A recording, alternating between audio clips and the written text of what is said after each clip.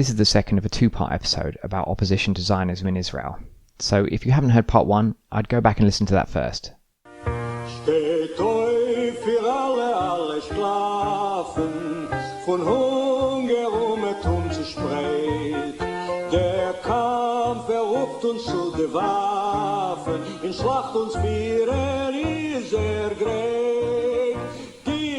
In this episode, we focus on the group's activity after the 1967 war, talking again with founder Moshe Machover, as well as two other members who formed the next generation of anti-Zionist activists in Israel. This is Working Class History. The following year was 1968, which marked a whole upsurge of left-wing and student radical movements everywhere. And we, as it were, sort of became part of it. Of course, concerned with local issues, but this was part of a. So people who were sort of inspired by what was happening, let's say in France or in Britain or in America at the time, sort of found Matzpen as the corresponding thing. So the focus of 1968 in Israel? Well, that was, the situation in vis-a-vis the Palestinians, the occupation and so on.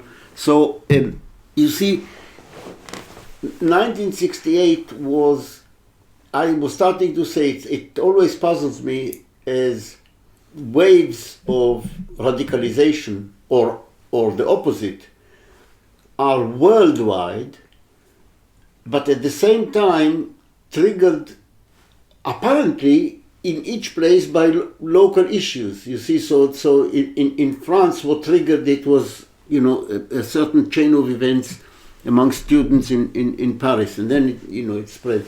In America it was the Vietnam War. In Israel there was this local issue, but there is a certain, somehow, as it were, behind the scenes or behind our backs, there is some sort of international connections that are working, or a certain atmosphere or mood. So Matzpen grew in public awareness of it because it sort of flowed into the radicalization of young people. Two young people who got involved later in the organisation's history were Udi and Haim and two Matzpen activists in Haifa. Here they talk about how they first came into contact with the group. Growing up in Israel, people are sort of politically aware, not necessarily activists, but obviously, and after the 67 war, all this issue of the occupied territories and this and that was very much in the news all the time. You couldn't really escape it. I was not an activist as a school kid, but politically aware, yes, and thinking about the issue. And gradually, throughout, after in 67, I was only 12 years old. And I must say that at the time, hearing the official position of the then government, which was the Israeli Labour Party of the time, and the opposition, which is the right-wing Likud, who were for the Greater Israel, the latter sounded more reasonable to me, because essentially they were both saying the same. You can't trust the Arabs; they only understand force. But some would say, oh, well, we can get some arrangement with some, not obviously with the Palestinians, but with some Hashemite regime or the other. And they say, no, it's ours and we take it, yeah? So I thought that sounded quite reasonable to me. Gradually, just reading newspapers, and I must say I was helped by some Israeli ex-generals who were writing sort of opinion columns in Israeli newspapers. And then they sort of demolished really the notion that holding those so-called, post-67 occupied territories was a security issue, i.e. that Israel could not defend itself or survive without this territory. And these were some really generals, ex-generals. And little by little, I got converted to the idea that, in fact, no, there's no need to have, to stick to these occupied territories. And then, I suppose, by the age of, 16 or thereabout, I was on the very edge of Zionism in the sense that I did not really see it as Zionism being some sort of imperialist sort of movement, colonialism, and that was wrong to start with and all that. But I did actually become convinced of the two, what nowadays is called the two-state solution. Only that at the time, that was considered very, very extreme, because the official position of Israel was that there is no such thing as a Palestinian people. So you can't even talk about national rights, yeah? I was not an anti-Zionist at 18 when I was conscripted to the army. This is why I was not a conscientious objector or anything like that. And I was recruited to the military sort of intelligence. Not James Bondish. It's more like in the UK would be the equivalent of GCHQ, let's say. Okay. But in Israel, it's part of the military. And there I became, I think, gradually more radicalized. What sort of knowing things and hearing things, and there was already trouble in the south of Lebanon. And although I personally, in my military work, had nothing to do with the Palestinian issue or anything like that, I was in fact working vis-a-vis the Syrian army. But I felt very pissed off about what was happening, plus what was happening, in the occupation, the territories, and I didn't keep my mouth shut, and I got into some clashes with one or two officers there, and I ended up being kicked out for obviously security reasons, not from the military, unfortunately, but from the intelligence. Actually, Matzpen, I must say, we were, and I'm sure Udi as well, we were all already as kids, although it was a tiny, tiny organization, everybody in Israel at the time was aware of their existence. Yeah, we were, as school kids, we had no direct contact with Matzpen, but we were aware they existed. They carried some sort of ideological weight, really. So you heard about them from, there were people in your school? I had some school who was in Trotskyite youth organization called Peret, the mall, and I knew them there in the school. Right. I knew about them, and my friends from school attacked them one day because we had a visit of Ezer Weizmann, who was he later became the president of but at the time he was before he was the head of the commander of the Air Force, and he visited in our school and to have the speech to all the students, and they made some demonstration inside the hall. These kids, they were a year below us. How many kids were there? 3, 2, 3. Well, yeah. Okay, yeah.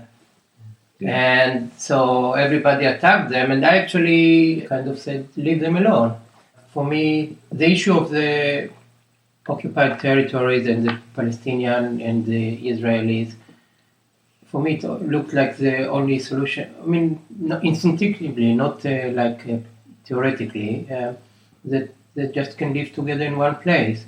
And I later met an activist of Matzpen called Aryeh.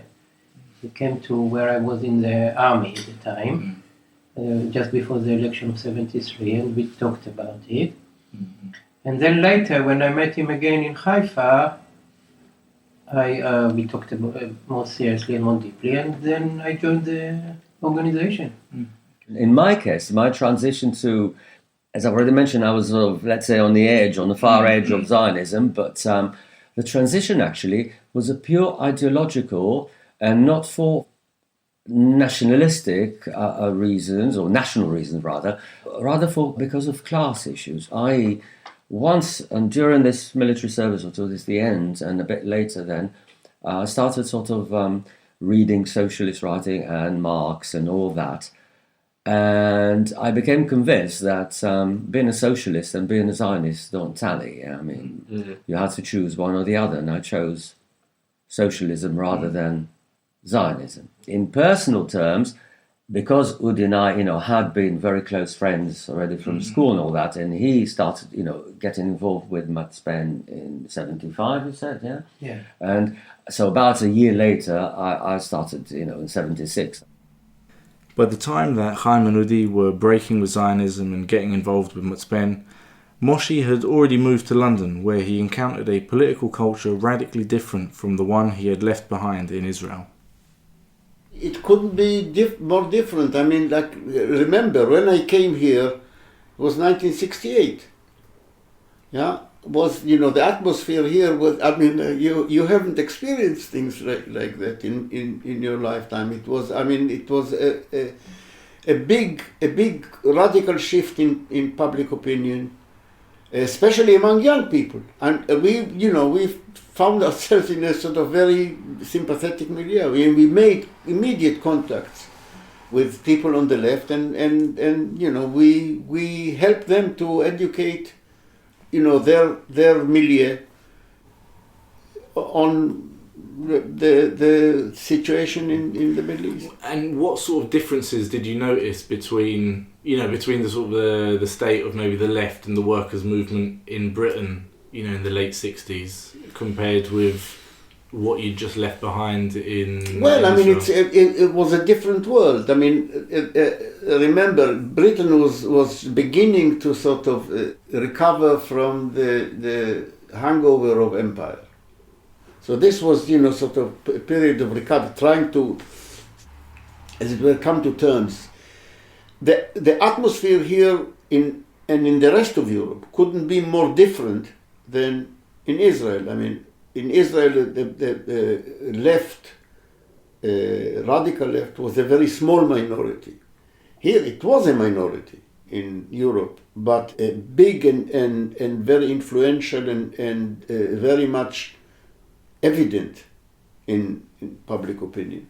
We found ourselves in very high demand, you see, because until 1967, a big part of the left here, almost the whole of the left here, with very tiny exceptions, were very sympathetic to Israel. But we also went up and down the country and spoke at meetings in socialist societies, in universities. At the time, we're talking about the early 70s now, late 60s, early 70s.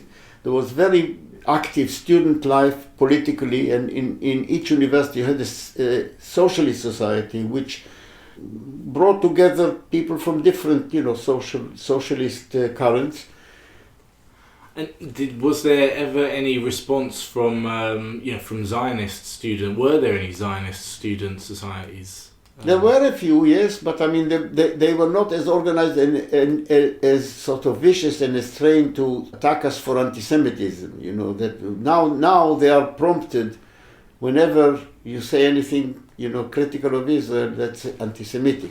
But you see, we were well informed, and our opponents were not well informed. And when Israel sent people to make propaganda for the Israeli line in various European countries, we came to their meetings and gave our line, in questions and so on. We demolished them. They said, that they had no weapons against us. They couldn't counter, because we knew what we were talking about, and we could very easily refute their positions.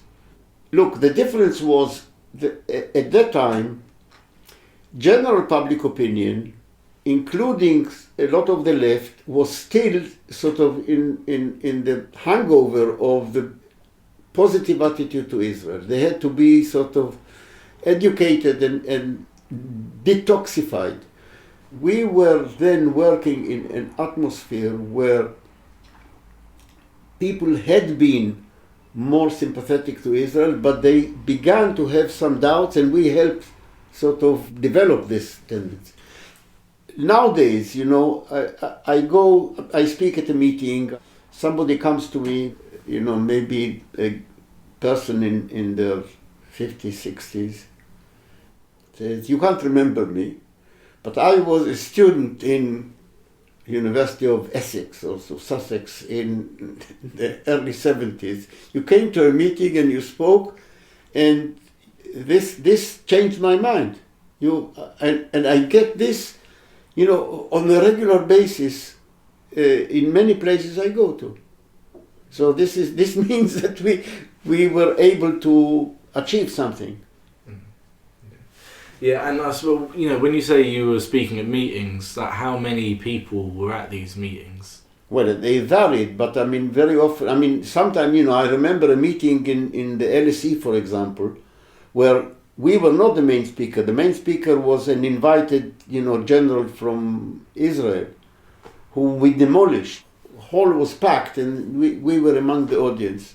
And then he actually wrote later about it, how the experience was very sobering for him. He actually became, a bit critical of the Israeli government. So you were very effective then at that meeting.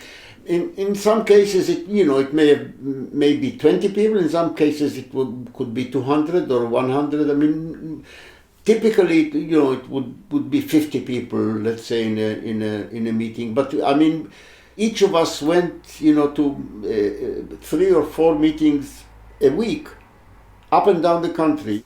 And I wonder if you could maybe talk to us a little bit about Hamsin. Yes, well, those of us that were based in Europe, especially beginning in Paris, and then it moved to London.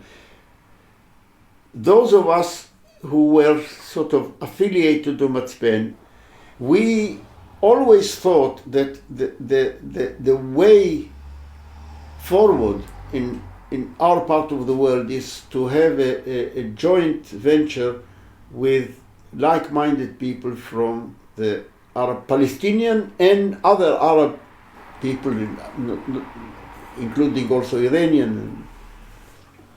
And this is what Hamsin was. It was a joint venture by socialists from the Arab East and some of the Arab West and some Israeli socialists, people, members or connected to Matzpen. And what was the hope to achieve with Hamsin? Look, what is necessary in talking about the projecting to the future, I think the problem of Israel-Palestine can only be solved in a regional context, and in my view, in a socialist context. I can go into the analysis why I think this is the only way, and the problem will not be solved in a benign way short of this. But in order for this to happen, you need to prepare organizationally in a joint organization of people like us from all the whole region, including Israel, of course, and the surrounding Arab countries. So this was an attempt in that direction. Unfortunately, so far, all attempts in this direction have not succeeded. So, how did Matzpen continue after you left Israel? Well, it continued for a while, but the radical left has a disease, which is sectarianism, splitting. Matzpen, actually, we tried not to be too narrow. We allowed people of we accepted within Matzpen people of some of us were sort of had Maoist tendencies, some were Trotskyists, some were neither the one nor the other, and we managed for a while to keep this. But then people within Matzpen, mostly influenced by their sort of co-thinkers in other countries, began to sort of engage in splits. There were a series of damaging splits. So by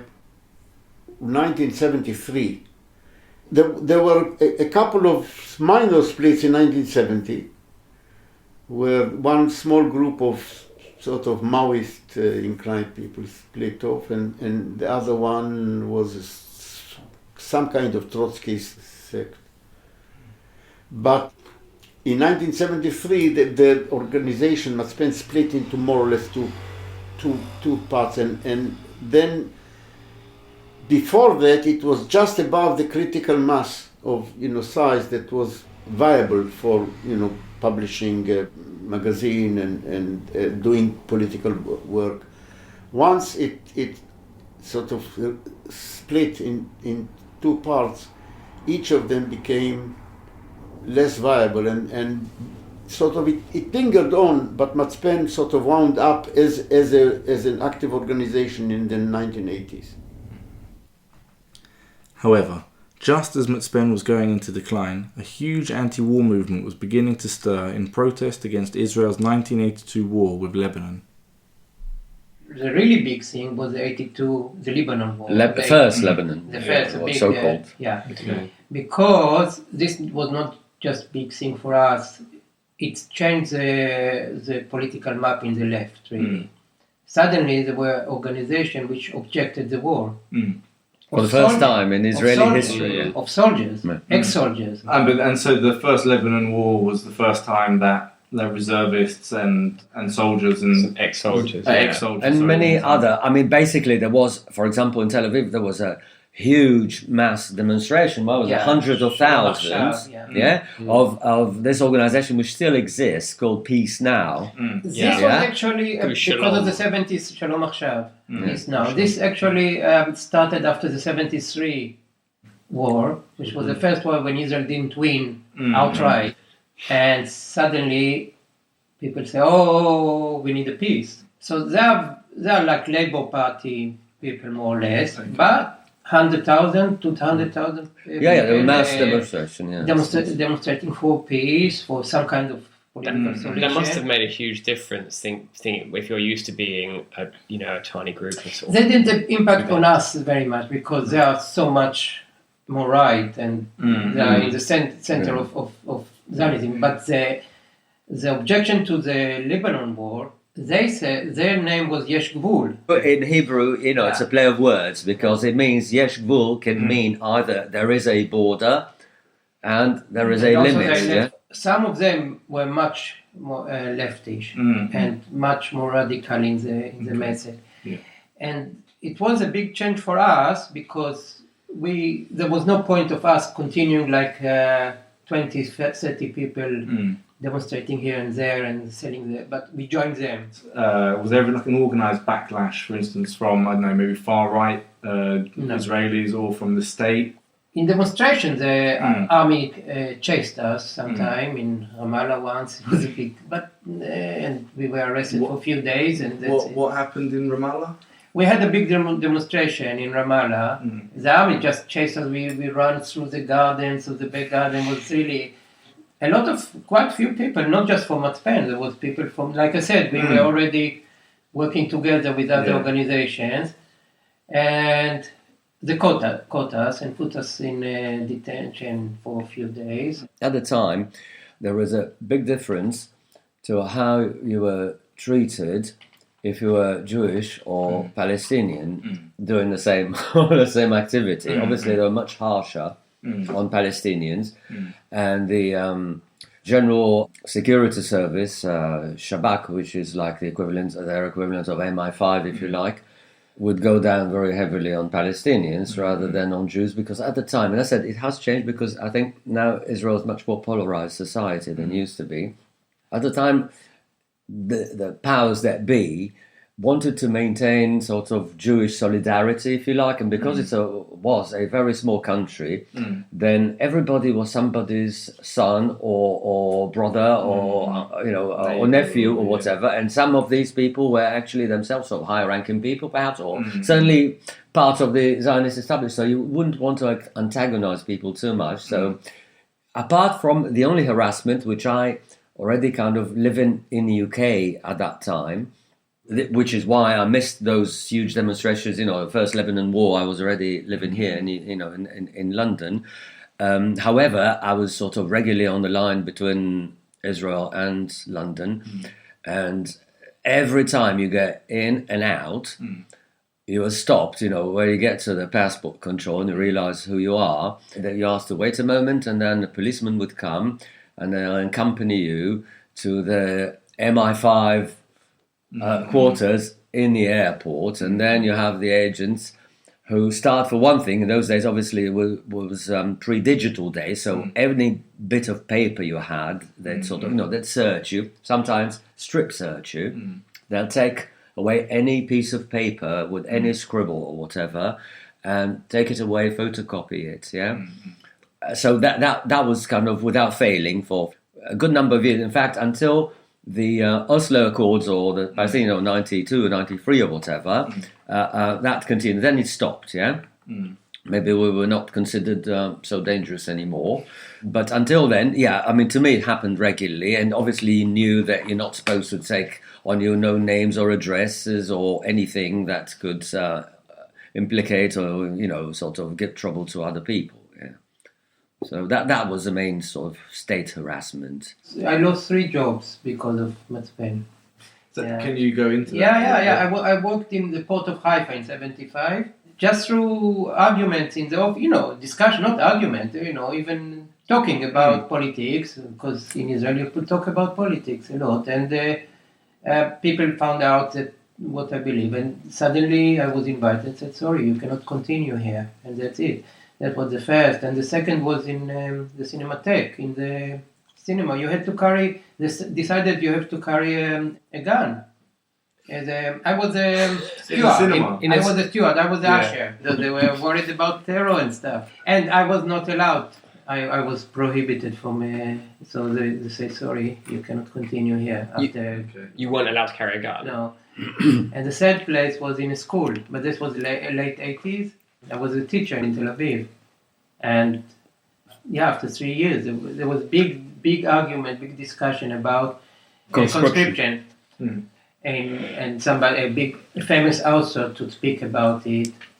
Some author who wrote some sort of very kind of nationalistic children's literature, series about a gang of, a bit like the Secret Seven or Famous Five, but in a Zionist context, and fighting all the enemies. Anyway, there was a big discussion for the sixth form, and I said, I think you don't have to conscript. You can say no. There is a choice, always choice, and if you don't believe that the occupation should continue, you can say no.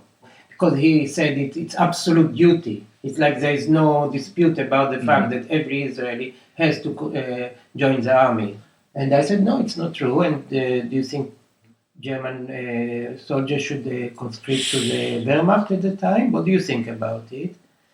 And that's it. That's the end. That was my end after 3 years.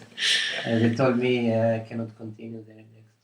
And so, I'm sure I sort of know the answer to this, but in those scenarios, were the unions any of the places that you worked? No, were they helpful? I didn't know about unions in the port of Haifa, although they probably did have a union there. But I was only 19, 20 years old then, and kind of naive about stuff. And the Cinematheque didn't have a union. It was the only start, we were the union. The union didn't support me in the school. I went to the union. Not just about this, I said. And they said, no. But I think maybe in brackets, one should clarify one issue about unions in Israel. Still now there, but certainly in those days. You see, everything in Israel was created from scratch by the Zionists, even before 48, before Israel was established. Now, there was a mega organization, a bit equivalent to the TUC, but not quite. The Histadrut. The Histadrut, exactly, the Histadrut, which was itself part of the, from the very beginning, they were established in the 1920s or thereabout, part of the Zionist project. But not only that, at the time, the Histadrut were not only a trade union, they were actually one of the largest employers. And I don't mean trade union officials. They had actually, the Israeli economy, until perhaps the 80s, was roughly divided into 3 sectors. 1/3 private capital, 1/3 so-called state industries and so on, And the other third was Histadrut industry. They had factories, they had industry. They were wearing sort of two hats. They were the employers and the trade union, both at the same time. Do you feel that Matzpen made any lasting impact on Israeli society? I'm sure that it has, because after many years, people still, from time to time, people mention Matzpen. Matzpen has made a hugely disproportionate impact on, let us say, the psyche, the political psyche of Israel. You find novels written nowadays, and sort of Matzpen is mentioned. From time to time, they mention the statement that I mentioned before. It comes up, Matzpen, because the analysis that we made then and the views that we put forward are, as it were, still topical. What are your thoughts about the direction that Israeli society is going in now? For a number of years, I've been very worried about the prospects for the foreseeable future. I mean, the short and medium term. In the long term, we can talk about. In the long term, we're all dead. I have a growing feeling, which is supported by growing amount of evidence, that what is in danger of being perpetrated is another massive ethnic cleansing. I mean, to put it very briefly, first of all, to think logically, Israel has done everything to prevent the so-called two-state solution. It never actually subscribed to allowing a proper, sovereign Palestinian state. People think that the Oslo Accords of 90, the Oslo Accords don't mention a Palestinian state. Israel never subscribed to it, and in fact has done everything possible to subvert it, to torpedo any possibility of Palestinians. So two-state solution is off. One state with a possible Palestinian majority. And at the moment, the numerical ratio between Hebrew Israelis and Palestinian Arabs in the whole area ruled by Israel is about equal. They are about equals. The demographic trend indicates a Palestinian Arab majority under Israeli rule. Continuing the present situation is unstable. It's not sustainable. They certainly don't want a single state with a Palestinian Arab majority, or even a minority close to one half. So what is the alternative? They certainly, there is a growing pressure. Colonization goes on. They want to annex, bit after bit, but eventually,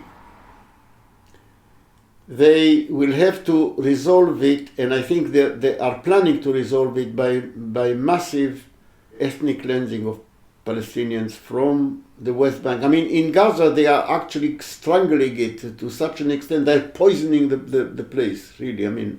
Water is undrinkable, pollution is incredible. There is near starvation.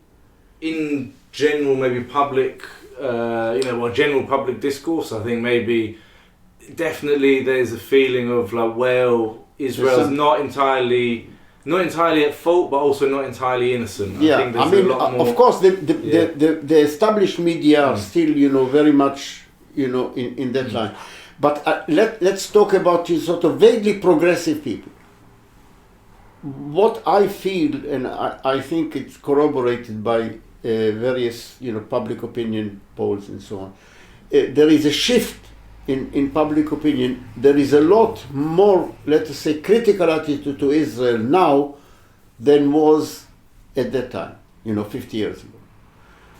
That's definitely true. So the Zionists and the Israeli Hasbara, the propaganda machine, is really desperate for weapons to counter this. It is especially true, and this is proved by various, bits of research and again polls, that there is this process of disenchantment with Israel among young people, students, and including Jewish young people. And they find this very worrying. A measure of this is the BDS movement.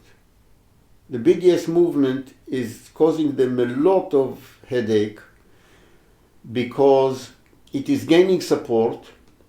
You can't say that it is hurting Israel economically, but in terms of its profile, its standing in public opinion, especially among students, among younger people. Look, I mean, this young Palestinian girl, a soldier comes to her home, stands in the front yard of her home. She slaps him and spits in his face. She's become a heroic figure. She actually, in the circumstances, especially in the circumstances of a military dictatorship, is a mild protest. A soldier came. She didn't go to him. He came to her front yard, and she said, "Go away." He didn't go away. She slapped him, and young kid. And I think also there was, something. Her cousin had recently also been shot by. Now he's arrested. The last. Oh really? Yes. Yesterday they arrested him. He's a 15-year-old. He's got half his face missing. He's got part of his skull. Still needs to be fitted back because they had to remove part of the skull in order to treat his brain. It was touch and go. I mean, it's a sort of medical miracle that he survived. And this guy with half a face, he's a kid of 15 years. When you were in Matzpen in Israel at the time, there were a few dozen of you. How do you feel the anti-Zionist left in Israel is now? It's in very poor state. The anti-Zionist left, first of all, it's very small, but we were small in 1968. But it is fragmented in the sense that there is no single organization with a program of any size, maybe that group of 5 people, but we had a sort of outlook, a program. We were not a single issue group. Matzpen was, if you like, a mini party or a political organization with its own view on world events, on socialism, and including on the issues of immediate concern, the Palestinian-Israeli conflict and so on. Matzpen was not even created in order specifically to deal with the local issue. It came into being as a socialist organization with views on world political issues.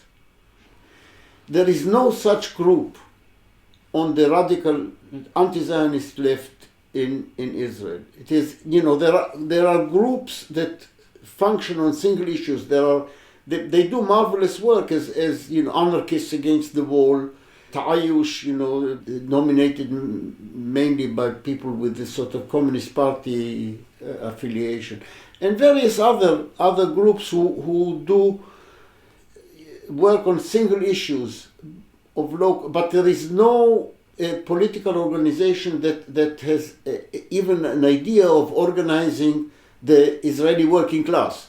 I wonder if you could explain why you think it's important as part of the anti-Zionist struggle to also, build a base within. How long have you got? I mean, you want to start now? I'll be very brief. Look, in the end, we always believed, since the beginning of Matzpen, that the only social force that can overthrow the Zionist regime in Israel is the Israeli working class. If you take a contrary example of South Africa, apartheid was overthrown, right? Apartheid was overthrown by class struggle inside, okay? But the difference was that the working class that overthrew the apartheid regime was part of the oppressed population. They had an interest of, to get rid of apartheid, even if it wasn't actually accompanied by a socialist transformation. What have you got in the case of Israel? The colonization of Palestine by Zionism was a completely different model. The indigenous population, as opposed to South Africa, was not exploited but excluded. Neither the surrounding Arab states nor the majority of the Palestinian people are capable of overthrowing the existing regime. It is only the Israeli working class itself that can do it. It is the only.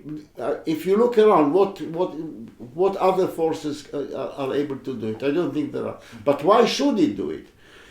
If not, to achieve one democratic state with equal rights for everyone under a capitalist regime, what would it gain from this? It would still be an exploited class, but it would lose its national privileges as part of a privileged nation, dominant nation.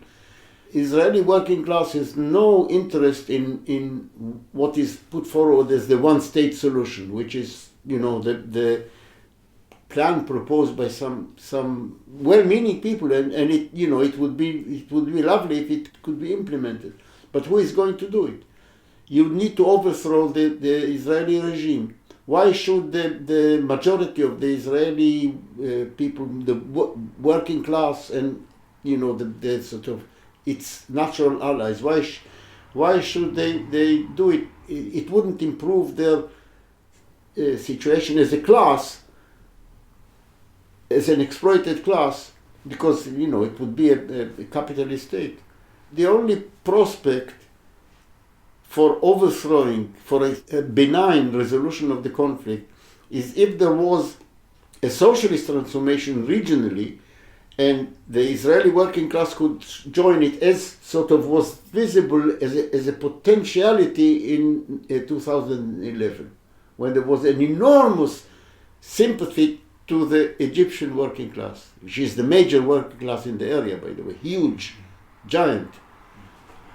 If the Israeli working class were to join, then it would swap its position as an exploited class, but part of a dominant nation, for a part of a dominant class now, but without special national privilege. This is a swap that has some logic to it.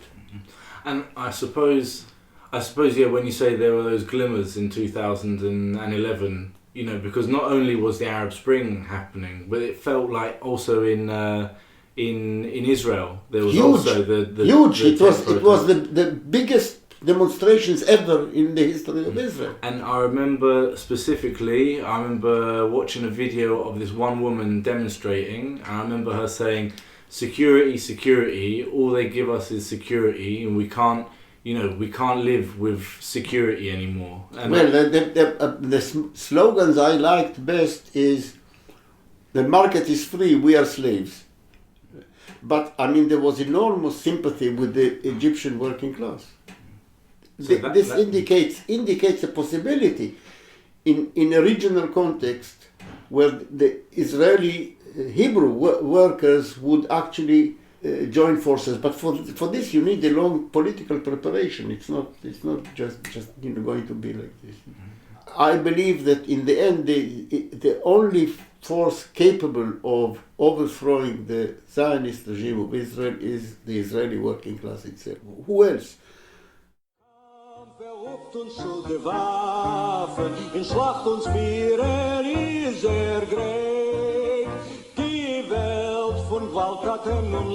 That's it for part 2. We'd like to thank Moshe, Haim and Udi for speaking with us. Thanks to Louise Barry for editing both of these episodes, and special thanks, as always, to our Patreon supporters. Our Patreon supporters give regular donations which enable us to make this podcast and run the Working Class History Project. You can support us as well at patreon.com/workingclasshistory, where you get early access to episodes and other benefits. The more support we get, the more time it means we can devote to this project, make more frequent episodes, make them better quality, and do more original research and get our history out to more people. So thanks again for your really generous support. We really appreciate it. Catch you next time.